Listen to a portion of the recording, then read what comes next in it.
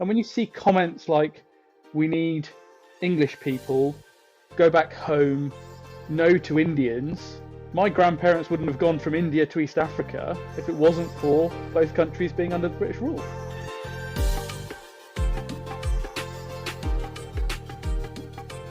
Hi, welcome to Changing Suits. My name's Bal. And my name's Taj. So today we've actually got Taj's ward councillor with us because we wanted to look at racism, but a different aspect of racism because, a lot of people talk about, workplace racism, but when it comes to politics, we don't really talk about it and openly discuss it. So today we've got Vinay with us, who is the ward councillor for Priory Vale.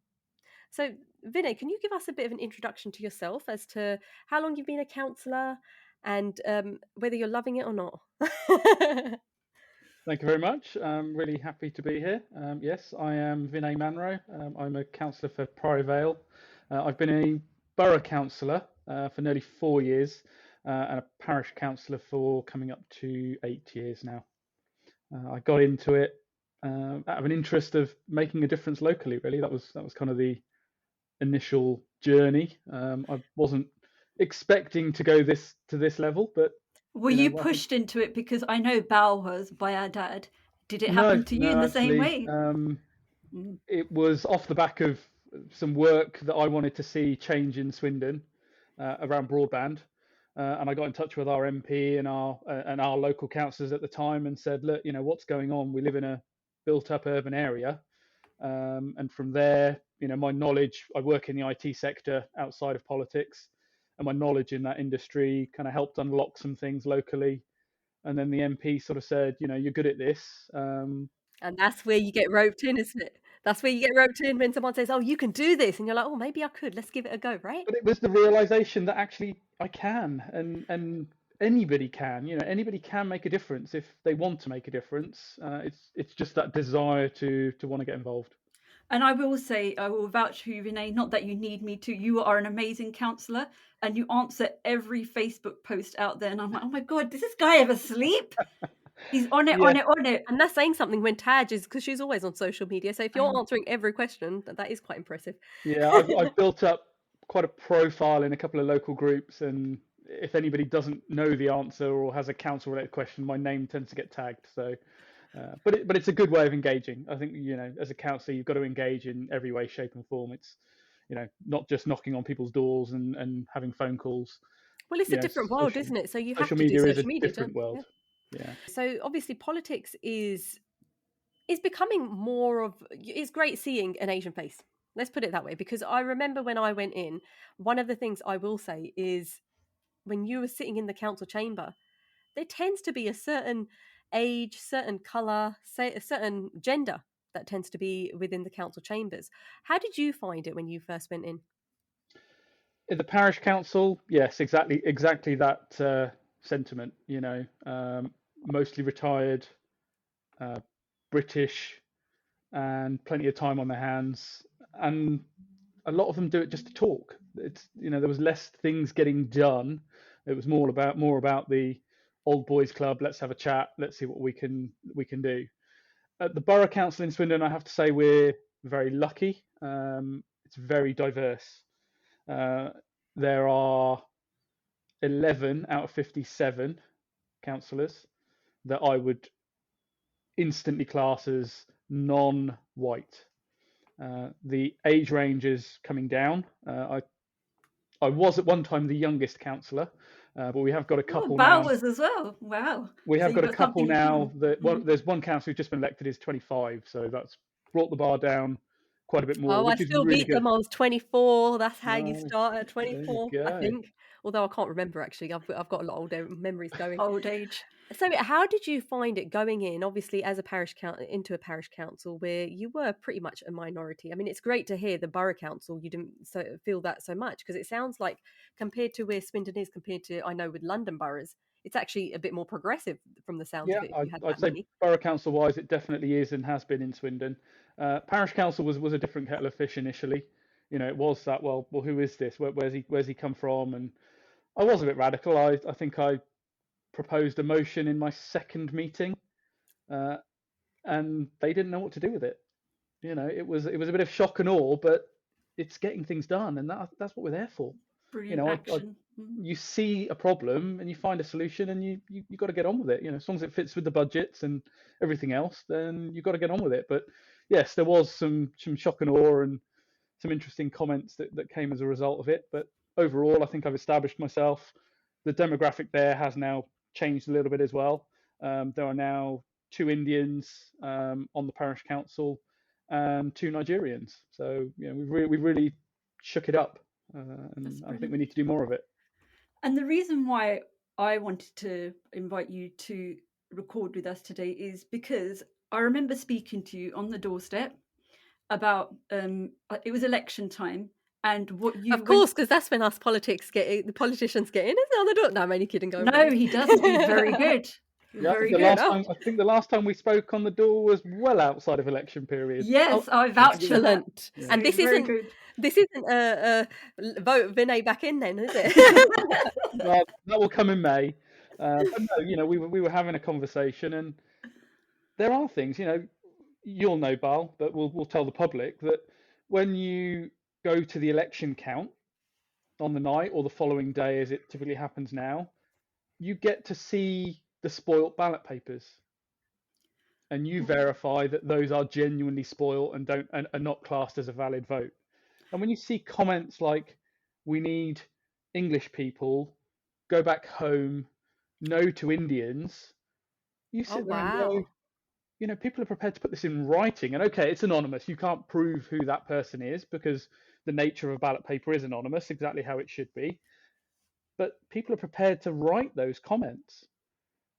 Fine, if you don't want to vote for me, don't vote for me. But to spoil your vote, and let's be honest, people having a vote is a very important privilege that we should use properly. So to see those sorts of comments, you can't help but get disheartened and upset and going, well, I'm me. What more do you want me to be? I'm trying to make a difference. I want to help everybody, regardless of whether you voted for me or not. I am the ward councillor for Priory Vale. To give you some perspective, only 30% of people typically vote in this area, so it's quite low. But that doesn't mean I only represent 30% of people. I represent 100% of people here. You'll never get everybody to agree with you, but when you read comments like that, and when you knock on people's doors and they slam the door in your face because of the colour of your skin, you think, well, what more do I need to do to earn people's respect? Do you know what? Person born in this country as well. It is interesting because I have to say, I mean, where you said, oh, I understand it, I never saw any spoiled ballot paper with those comments on, to be fair. And it obviously comes down to the area that you're representing.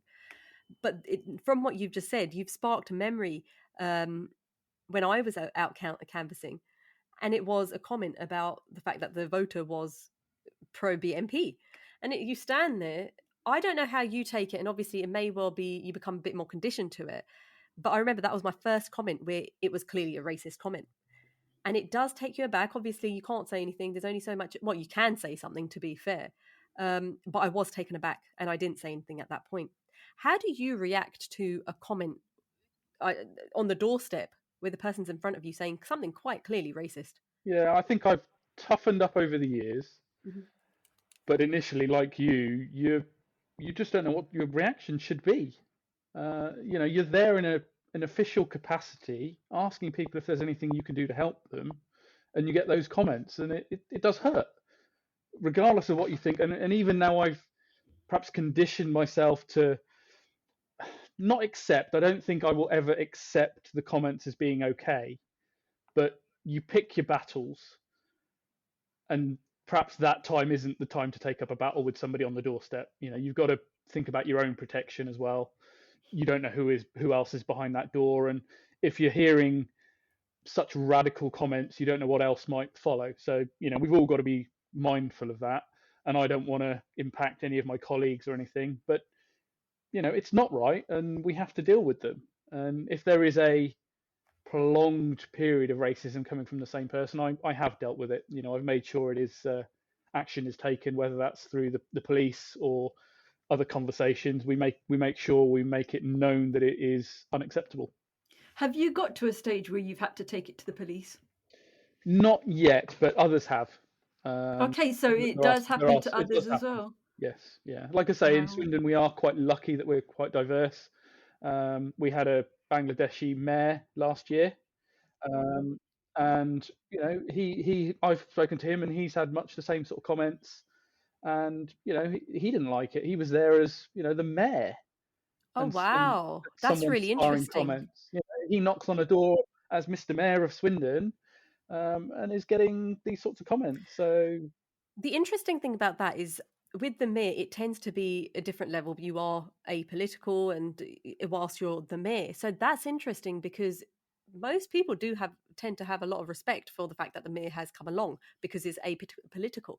But what I was going to say, with the comments that you were getting it, do you find that the people that were saying them did it because you were a politician? Because we know that with politics, you do tend to get a lot of this type of hate.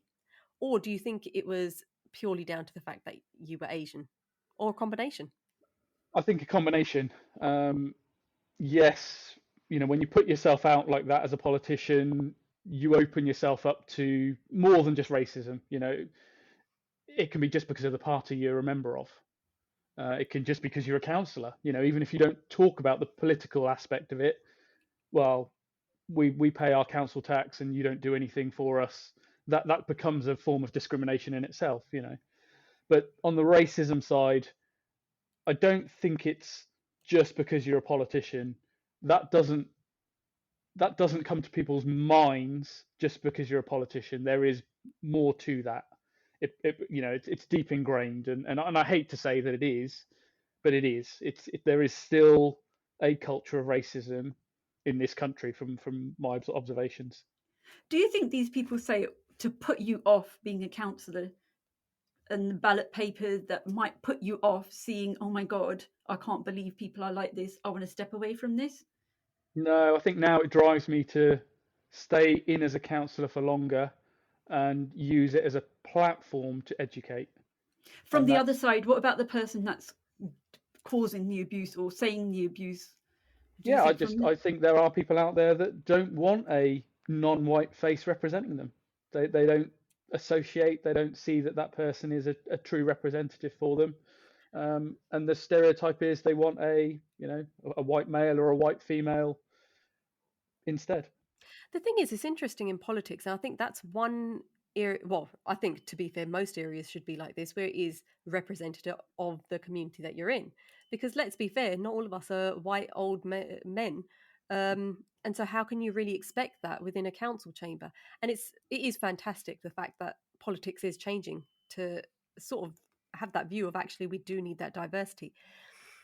Just out of interest, though, when it comes to positive discrimination, because this was a conversation we had a long time ago, do you agree in that case with positive discrimination? So where certain wards perhaps might say you need a female candidate, and do you think that perhaps we should have positive discrimination when it comes to race as well?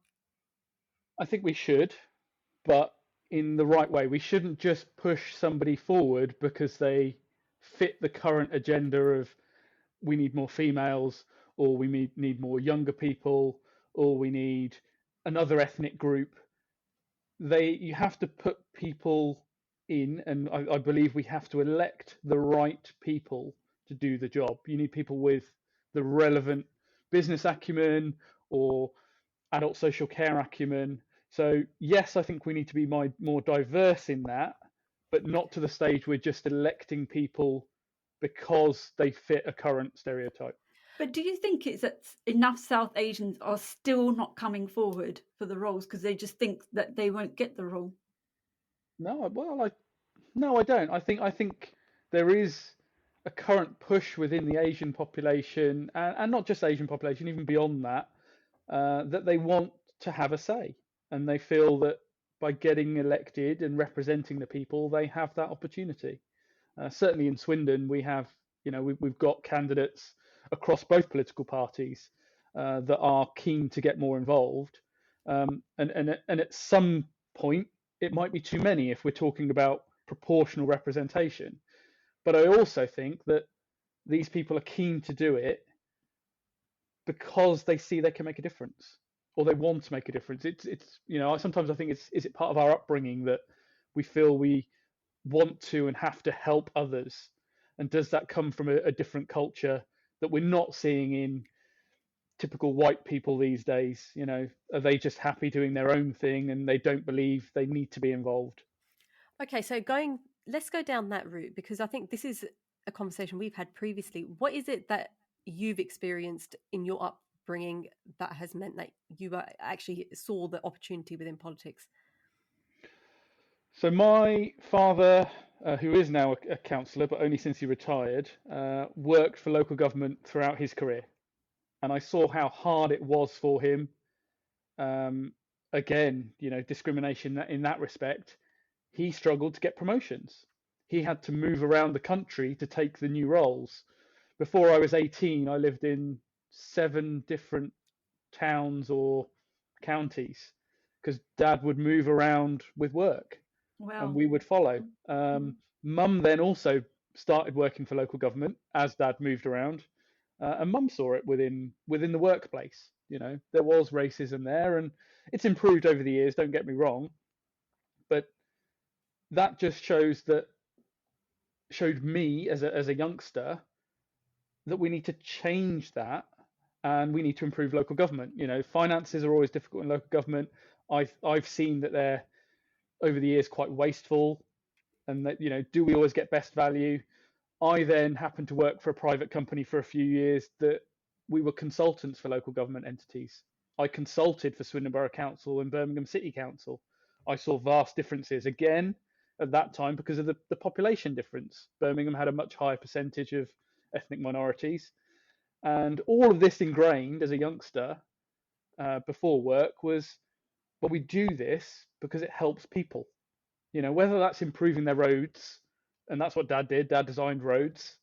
It was his mentality was always, well, I do this because if I can improve the road network here, it helps people in their day-to-day lives.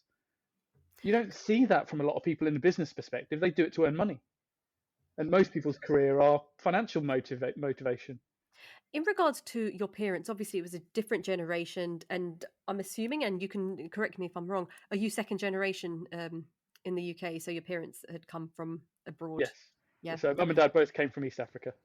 Okay. Now, when they came over and obviously went to work, so they saw racism, but what type of racism did they see? As I said, with Dad, it was that indirect racism of, you don't fit the profile for this management role. And it wasn't because of his ability, because he became one of the most experienced highways engineers in the country at the end of his career. Was it directly said? Because obviously this is something you said earlier in regards to when you joined the parish council. Was it in the same sort of tone that it was said, or was it less direct? I think very, very, very indirect with Dad, from what I'd seen and what I've heard over the years. Which is interesting. I was going to say that's interesting, Vinay, because the conversations we've had previously, it's been very much the first generation got pure racism, and it was quite in your face. It's going to be obvious. So, but is this because it was an office environment? So I think it was because it was the office environment. Outside of the office environment, yes, we used to see it day in, day out. I mean, Mum used to run a corner shop, and that was stereotypical. Mum ran a petrol station, that was stereotypical. That's where we experienced it. And yes, you'd have your locals who were all great and fine with you, but then you had the people that would discriminate on a daily basis. So we all saw it, we all grew up with it. I've just never accepted it. I think other people have come to just accept it and push it aside and ignore it. I don't think that's the right way to go. And when you were younger, how did you cope with the racism? Because you'd moved this many times. Was it something that it was brought home that your dad was like, okay, we're going to move for another job? Or was it he explained the backstory of why you were moving? No, we always knew it was, it was a new opportunity for Dad. But I went through most of my primary school and much of my secondary school being one in a class of 30 or one in the year. And actually in secondary school, I think for the first 4 years, there were only 2 non-whites in the entire school. At least you were special, if nothing else. Yeah, we stood out, and I think that's that's what we have to do. We have to stand out and show people that we are as good. We are the same type of people. We bleed in the same way. We're not that different. And I think we have to also educate that Britain, the United Kingdom, if it wasn't for what they as a country had done many centuries ago in terms of colonization, we wouldn't be here. My grandparents wouldn't have gone from India to East Africa if it wasn't for both countries being under British rule. And they wouldn't have had the opportunity to come here when Idi Amin came to power in Uganda and kicked out all the non-Asians. And my grandparents and father's family left everything behind and came here with a suitcase and started again. Do you know what? Since we've been doing this podcast, it's been interesting. Obviously, this subject has come up. Now, I'm going to put my hands up. Prior to the podcast, I didn't know that much about it. However, as we've grown, it has been an interesting topic, something that we need to educate ourselves on. Because where you've gone back and said earlier, people just accepted it. And that's something, I suppose, very much that's come from the culture. Well, this is a conclusion I had. I could be completely wrong. But where our parents came over, they had to accept there was going to be racism, and they'd carry on.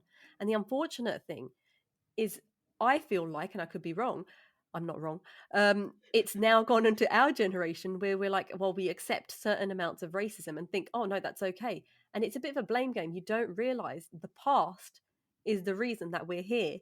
Yeah. Therefore, they can't really be that blame. We're not to blame is basically what I'm trying to say. Yeah, absolutely. I don't think we are, but I think that's the education that needs to be there, is that we are a diverse country because of what Britain has done over the years. Look at the Queen, the Queens or the Kings now, jewels. Most of them are from India. They didn't get here by magic. They got here because the British went over to India, and whatever happened. But yes, we have to accept that's our past, but we have to also learn from it. We shouldn't forget it. We have to use it as a learning point. And how are you going forward teaching your children about racism, coping with it? And do you teach your children, or is it like, let's not talk about this? Let's pretend it's not happening. It's a common topic. We have to make sure they are aware of it and understand it, and that they're difficult conversations. And thankfully, neither of my daughters have really experienced any direct racism. There are times when it might be borderline, but I don't think it's intentional. Sometimes that's just the way children are. They're exploring, and they maybe don't know the difference. But you're not born a racist. It's learned. It's taught. Whether that's through upbringing or things you see, it's taught, and that's what we need to educate more about. Bring about the awareness in all aspects of life, and that's another reason why I got involved. I want to be able to send that message through to the borough council, through to the education departments, through to children's services. Let's make sure people understand it and make sure we can change it. Can I just bring you back slightly? Taj did say that she obviously met you when you were on the doorstep, but I did sort of cut you there, but we didn't find out what actually happened and why you were so keen on getting Vinay to do this podcast. Taj, do you want to? No, basically what he touched on before was the ballot papers and just what happened there, and that shocked me to the core. I was left. I don't even know how to say it. Basically, I was shocked that this could actually happen, because I'd never heard about any of this kind of racism happening. And the fact that he still continued becoming a councillor, credit to you, Vinay. I mean, it's a handful of people. We know it's a minority of people that are doing it, but one person, in my opinion, is too many.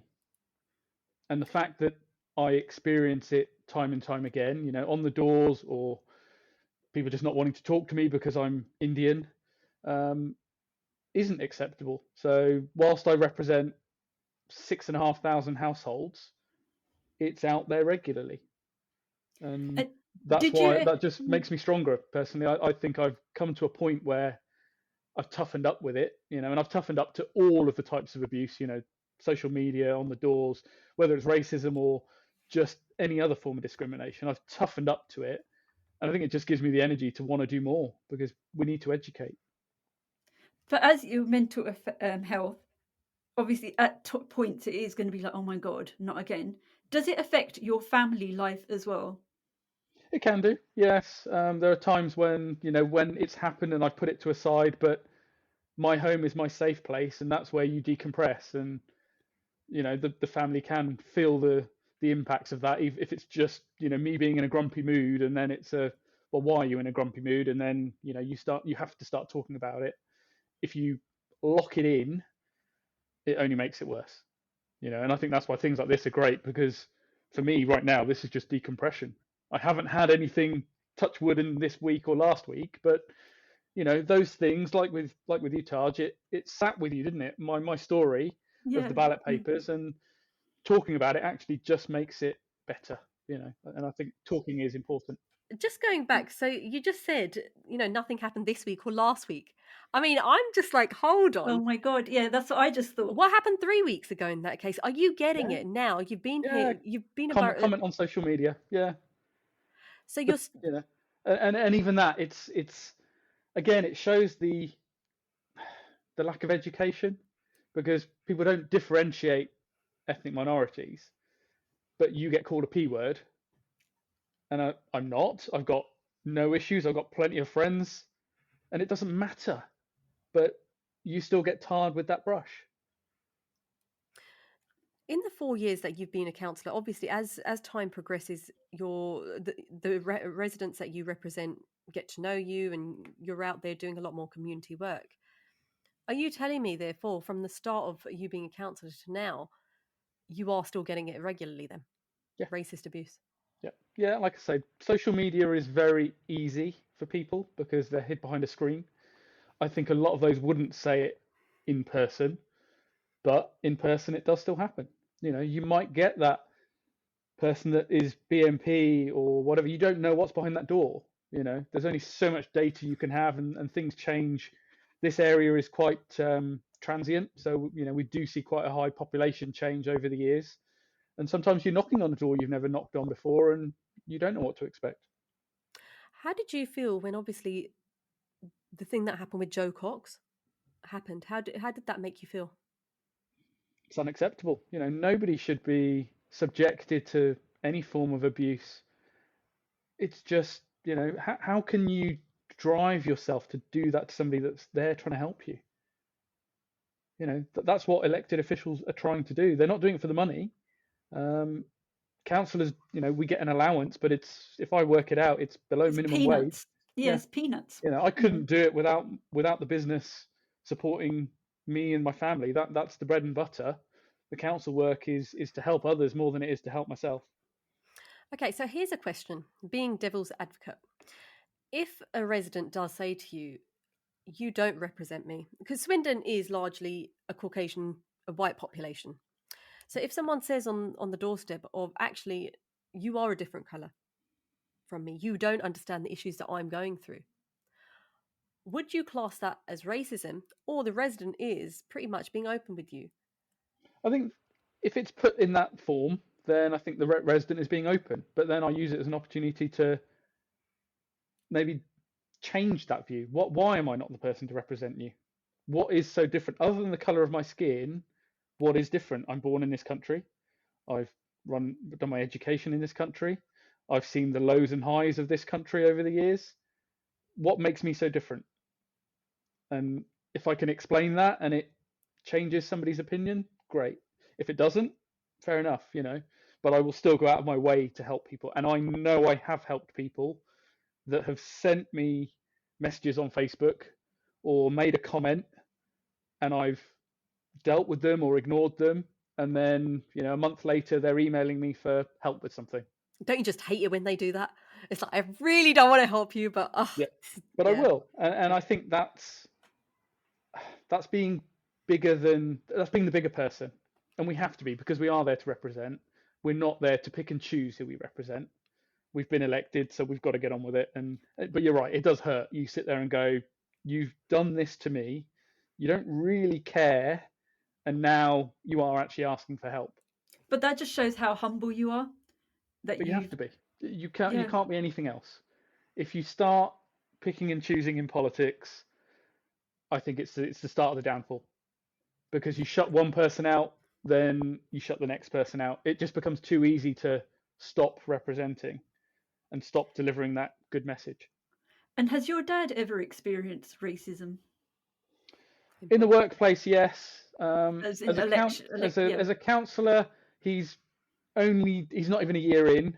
I don't think he has. We've certainly not had a conversation about it. He knows my plight. He knows I see it. He's less active on social media. I mean, Dad's 71 now, so. Can I say that's sometimes the best thing, because I found that myself. I mean, when I was on social media, it did shock me, some of the comments, and I did step back because I was like, yeah, this is not good for me. Yeah, I've learned. I used to respond to every comment, quite quickly and try and wrap things up. Now I tend to sort of let the comments flow, sit back and watch, and then dip in and reply periodically. I'm still very active, on a daily basis, but you kind of, I think you adjust to how you handle things with experience. One thing I was going to say, just carrying on from Taj's question, I've never met your dad, so I don't know what he's like. But again, because he's from first generation and he's come from abroad, do you think accent, and I don't know if your dad's got an accent, so this is me just assuming based on my parents, obviously, but do you think that would have any impact on it? Because obviously you are born here, you don't have the Asian accent, and all I can remember is The Simpsons. That's me being racist there. But what's your opinion on that? I mean, it's good to hear that your dad hasn't, to be fair. Yeah, Dad doesn't have a strong accent. Again, he learned English as a youngster and he's worked all his life in this country, so that's kind of faded. But yes, it definitely does, because even in the chambers, when a councillor with an accent is speaking, people are going, I can't bloody understand him. I can't understand. Well, I can't understand him. Like, well, you need to make more effort then. You need to make more effort to understand. And you get comments like, well, why should I listen to him if he can't speak proper English? Oh my God! And this happens. And oh look, invasion of the Asians, and that happens. That's a comment I've heard within the Conservative Party, and I'm not going to hide it. I'm not that sort of person. I will call it out regardless of which party it is, which councillor it is. If there is something like that, it needs to be stopped. Okay, so again, playing devil's advocate, if you genuinely can't understand the accent, and look, I'm going to be honest, I've been in the chamber and that exact same thing has happened, so I'm not shocked that you've said that, to be fair. But in all truth, if you don't understand the accent, then what? We have to make more effort to understand them, because I'll give you an example. In Swindon right now, we have 2 Goan councillors representing an area that changed from Labour to Conservative, and boo. changed. No, had to get in there. Sorry, go on. No, that's okay. That's all right. It changed because the Conservative put a Goan candidate in year 1, and we went from we as the Conservative group in Swindon went from not having a chance in that ward, losing by thousands of votes, to winning by 2,000 votes. So, but that's the way it works, isn't it? And that candidate doesn't speak clear, non-accented English, but is now representing a huge number of Goans, and is highlighting their issues. And that's not their racial issues, that is their social issues within Swindon. They're a big community. So if that one councillor now takes up representation across Swindon for the Goan community, that's only a good thing. Because there is a Goan community, there is a Hindu community, there is a Sikh community, there is a Nigerian community, there's a big Polish community here. So we need that makeup. Yes, we don't need all 50 councillors to be Asian or non-white, but we need that representation. And I think that's only a good thing. But going back to the accents, I think as an Asian, we're tuned into that accent, or even a slightly different accent. So, even the Goan accent, I do tune into better. And I think that's just because we experience it more, with our parents or grandparents or family members that have an accent. We do tune into it better. But in time, everybody should. And in time, like us, we lose the accent because we're speaking to more people that don't have the accent. So you end up with a southwestern accent or a Swindonian accent or an East London accent. It's not just Indians that have an accent. There are many parts of this country that have an accent. I mean, I've been up in Yorkshire, and sometimes you can't understand what they're saying because they've got their little colloquialisms that you have to learn and you have to pick up on. Just something that you just picked up in what you've just said, in the fact that in politics, it's not unheard of that a certain party will choose a certain candidate because of their race. What's your opinion on that? And that, again, is regardless of whichever party, because all parties do the same thing in a lot of places, so that they win that ward or that whatever area they're representing. What's your opinion on politicians doing that? I think block votes are wrong, and we know it happens. We've all seen it across the political spectrum, that you'll get an influential person within the community saying, right, this is how you have to vote, and people follow that. But as long as you're choosing the candidates because they're going to represent, not just because you're going to win a seat, then it's okay. But if you're only choosing people to pick up block votes, then I think that's a bit, ethically, that's not quite right.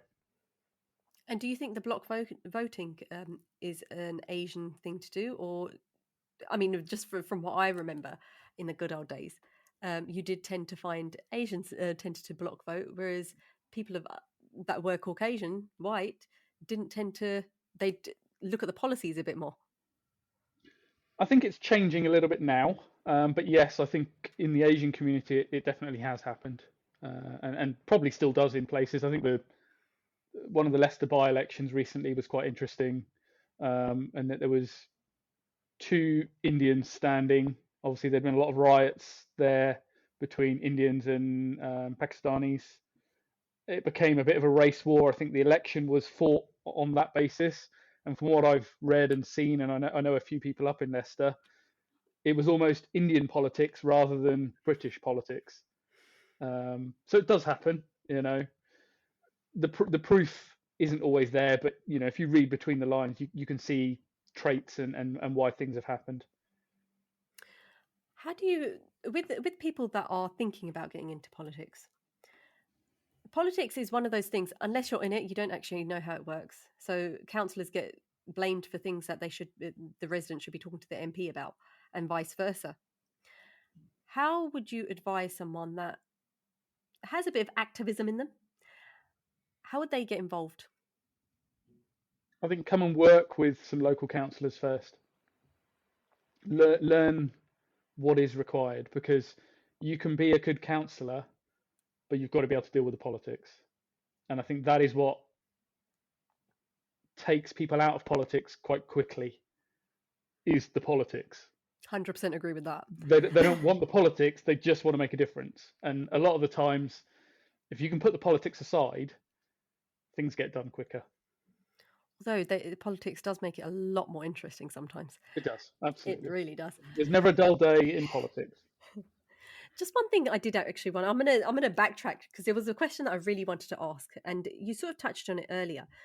Obviously, we've spoken a bit mainly about how racism comes from residents. Now, as we know, as you've just said, sometimes the politics is very much within your own party.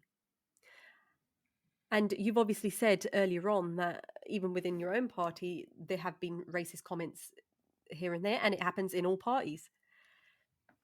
Do you think the racism is more obvious between colleagues or from the residents?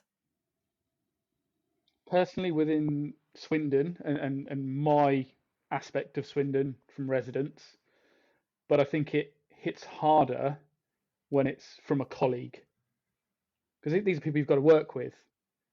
Residents you don't deal with every single day, but a colleague you might have to work with every single day, and that's difficult, regardless of the discrimination, whatever type of discrimination it is. That makes it very difficult, because how can you work with that person when they're directly saying things to you, or behind your back and you hear about it, or even it's been directly once, but then you don't know when it's going to come again, what might trigger them to say something, when you're only trying to do ultimately the same thing as that person. Be a good councillor, represent your residents, make a difference. That is the underlying value, isn't it? It almost seems like you're in a playground. Yeah, the way you it can be. described it. Yeah. Well done to politics. Yeah, and regardless of racism, that can happen. You get the playground battles, the little faction group that try to unsettle something. There's not a party or an association in the country where that's not happening. Do you think we should be encouraging the youngsters in the South Asian community to be a bit more aware about becoming a councillor? And do you think Yes. we're doing it enough? I don't think we do enough. I think we touch upon it at school. I think student councils are starting to get more involved, but I think there's a lot more we can do because we need that next generation. And what would be your selling points to someone going to school, trying to say, okay, this is a good thing to do? What would be the selling points for you? To make a difference, to make things better for their generation and future generations. We've got to build the stability of this country, and that starts from the ground up. It's not just about our MPs. It's not just about our Prime Minister. As we've said, there's so many layers in politics in this country. We have to encourage people up. You don't just go from being nobody, perhaps getting involved with a party and then becoming an MP. There are steps up. Typically councillors step up to be an MP if an opportunity arises, or if they aspire to go to that level. We've got that in Swindon. One of our current MPs was a councillor at Swindon Borough Council, and then when an opportunity arose, he won a general election and has been our MP ever since. Can I just say, I can't believe we've got through 42 minutes of this interview and we haven't actually touched on the one thing we totally should have touched on. Yeah. What's your opinion of the fact that we do have our first South Asian PM? How could we? Great. Oh God, yeah, How did we ask that question? wow. I have to be honest. I did wonder whether we would get there or not. But I think it's fantastic. As an Asian, it's fantastic. As a Conservative, it's obviously fantastic. But it shows the diversity of this country, and it's more than just Rishi Sunak. You look at the cabinet. How diverse is the current cabinet of this country? This is where it starts getting a bit political, and we're not going to spend too long on this because this is always a long conversation. So I've had conversations with people who perhaps aren't of the same political party as Rishi Sunak, and one of the comments that someone actually said to me, and by the way, just my opinion before I start this, I actually think it's great that we do have a South Asian PM, regardless of which party. It's fantastic to see someone that is the same colour as us, which is great. Anyway, so the conversation, so that was just a bit of a my opinion, so you wouldn't think too badly of me after I say this. So this person did actually say that he doesn't represent me. Regardless of the fact that we are the same colour, he is completely not the same as me. Now, that could very much be down to the financial situation, which is fair enough. Not all of us are richer than the royal family. But what's your opinion, and what would you say to someone who was Asian and said that? I'll say what I think I said to the BBC. Judge him on what he delivers, and then decide if he's representing you or the right person, the right colour or not. Judge him on what he delivers and what what is he bringing to the country. He's got good experience. If you look at his background, he's well educated. And again, you then get into is he privately educated? Did he go to public school? Well, we find out that he is a private GP, but we use the private GP, but we won't go into that. Yeah. But again, that all becomes part of representation. He doesn't represent me because he's Asian. He doesn't represent me because he went to private school. He doesn't represent me because he's a multimillionaire. We hear that all the time. And if I bring it down to the local level and attribute it, do you represent somebody because you're self-employed and running a business and they're on benefits? Do I understand their personal plight? Maybe not immediately, but you spend the time talking to that person and understand what their needs are. And if you talk to enough of them, you can then start making decisions that will influence change. You have to put yourself in their shoes. And I think running the country, that's very, very difficult, but you have to gather data and intelligence from as many people as you can. And a lot of that is, as Prime Minister, he's relying on his cabinet, who are then relying on MPs. MPs are relying on councillors. Councillors are relying on residents. That message has to filter up. And I've written to Rishi 3 times and had responses to say, you need to up your game on the PR front. You need to tell people what we are doing and why we're doing it directly. Stop letting the media control the narrative, because the media don't always put out what's right. And we know we've got left-wing newspapers, right-wing newspapers again. But if you hear it from the horse's mouth, like we did from Boris during COVID, like we did from the chief medical officer during COVID, and Boris aside, he made stupid mistakes. I liked him, but once he started denying things, he'd gone too far. But you were hearing it from the horse's mouth. And we listened.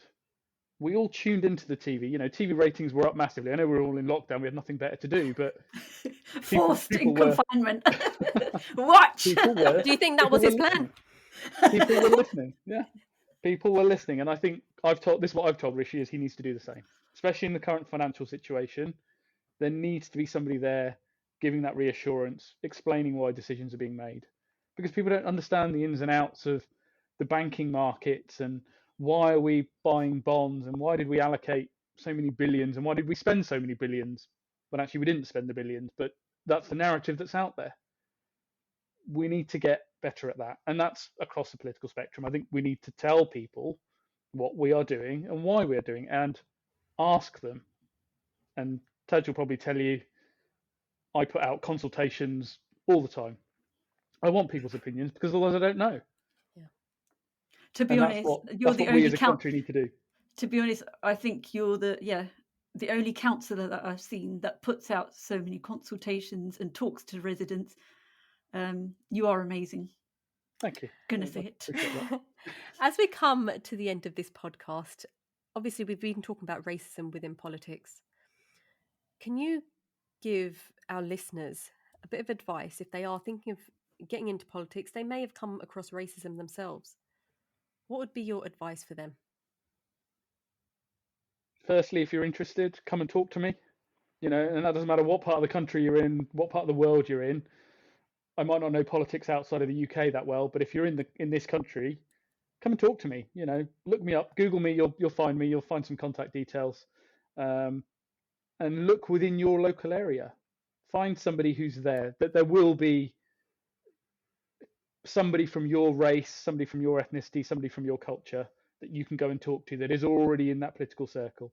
Go and have the conversation and learn a little bit, and then make your decisions. But don't let it put you off. You know, if racism is there, it's there. Use it as an opportunity to educate and deal with it. Perfect. Thank you so much for your time today, Vinay. It's been a really interesting discussion, listening to your experience and how you've overcome it. And to be fair, are still going through it, which is really unfortunate. But we really appreciate your time. Thank you very much. That's goodbye from me. And goodbye from me. Follow us on Instagram and Facebook, changing_suits, and subscribe so you never miss an episode.